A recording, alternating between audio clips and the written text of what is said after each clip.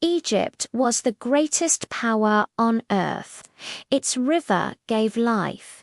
Its king claimed divine authority. And then the water turned to blood. This is not just a miracle story. This is a confrontation, a clash between human pride and divine authority. Today, we begin the first of the 10 plagues of Egypt, the plague of blood. The Israelites had been enslaved in Egypt for generations. Forced labor, crushed spirits, silenced prayers.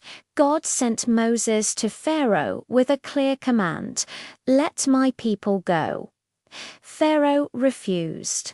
Again and again, he trusted his armies, his magicians, his gods. So God warned him, "If you will not listen, Egypt will learn who truly holds power." The Lord spoke to Moses, "Pharaoh's heart is hard. Go to him in the morning when he goes out to the Nile." The Nile was not just a river. It was Egypt's lifeline, its source of food, trade, and survival. It was worshipped as a god. God was very intentional.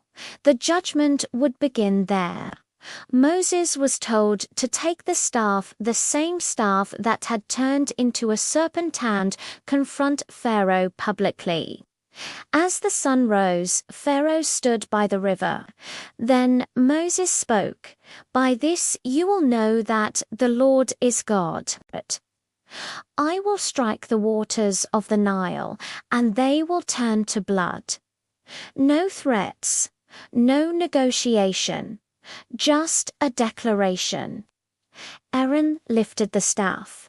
He struck the river, and immediately the water changed. The Nile turned to blood. Not just red-colored water, blood.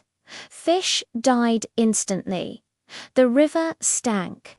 The water became undrinkable. Streams, canals, ponds, every source of water in Egypt was affected.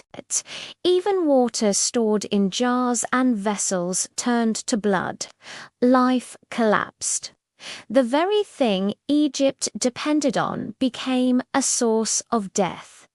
Pharaoh's magicians attempted to copy the miracle through their secret arts. They also turned water into blood.